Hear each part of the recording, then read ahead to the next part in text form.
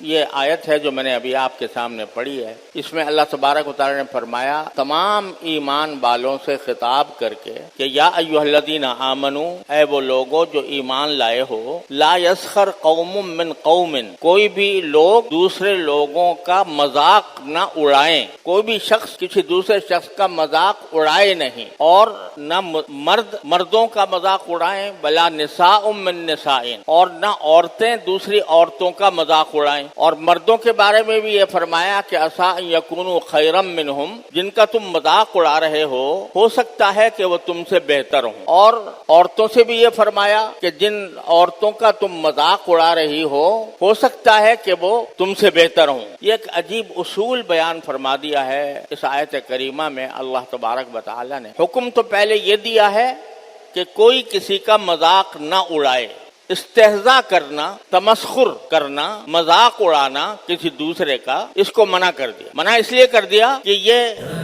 دلوں میں رنجشیں پیدا کرنے والی چیز ہے۔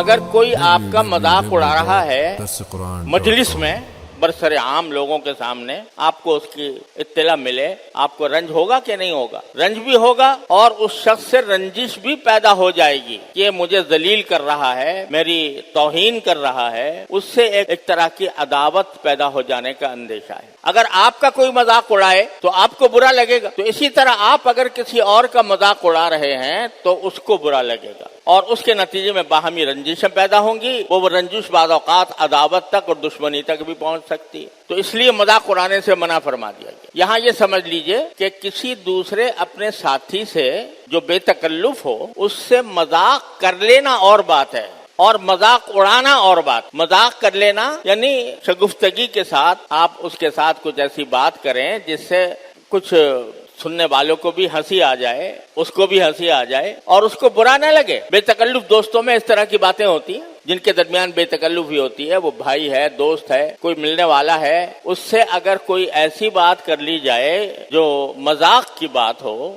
جس سے اس کو برا نہ لگے، جس سے اس کی دل آزاری نہ ہو، تو اس میں کوئی حرج نہیں۔ یہ دوستوں میں ہوا ہی کرتا ہے، بھائیوں میں بھی ہوتا ہے، دوستوں میں بھی ہوتا ہے۔ اس سے کوئی شخص اپنی تذلیل محسوس نہیں کرتا کہ مجھ کو ذلیل کیا گیا، میری توہین کی گئی۔ ایسے مذاق میں کوئی حرج نہیں۔ خود نبی کریم سرور دو عالم صلی اللہ علیہ وسلم سے ایسا مذاق ثابت ہے کہ آپ نے اپنے صحابہ کرام کے ساتھ بھی بعض اوقات مذاق کے جملے ارشاد فرمائے، اور صحابہ کرام سے بھی منقول ہے کہ انہوں نے بھی لوگوں کے ساتھ شگفتگی کے ساتھ بات کی اور اس میں مذاق بھی کیا۔ تو مذاق کرنا اور بات ہے۔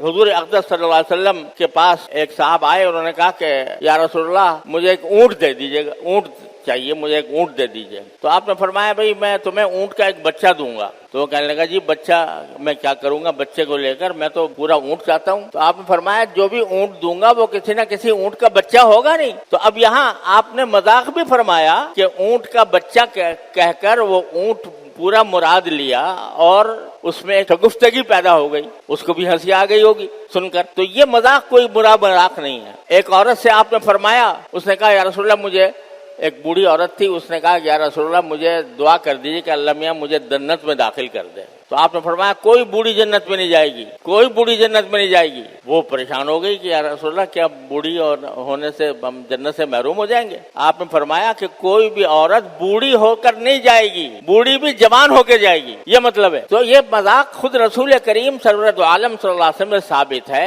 ایسا مذاق جس سے کوئی دوسرے کی تذلیل نہ ہو، تحقیر نہ ہو، تو یہ ثابت ہے۔ لیکن مذاق اڑانے کا مطلب یہ ہوتا ہے کہ کسی شخص کو اس طرح مجمع میں اس کا مذاق اڑایا جائے، اس کی غربت کا، اس کے افلاس کا، اس کی جہالت کا، یہاں تک کہ اس کی بے دینی کا بھی۔ اگر مذاق اڑایا جائے جس سے اس کی تذلیل ہوتی ہو، اس کو منع فرمایا کہ کوئی شخص دوسرے کا مذاق نہ اڑائے۔